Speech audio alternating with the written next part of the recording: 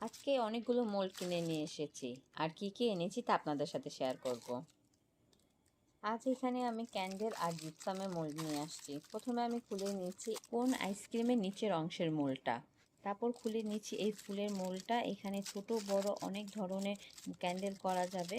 আর এখানে সবচেয়ে ভালো লেগেছে, এখানে ছোট ছোট পাতাও আছে, এর জন্য আমার আলাদা কোনো মোল্ড কিনতে হয়নি। তারপর খুললাম এই ডাম্পলিং মোল্ড। সত্যি বলতে আমার আইডিয়া নেই এই মোল্ডে ক্যান্ডেল বানালে কেমন লাগবে।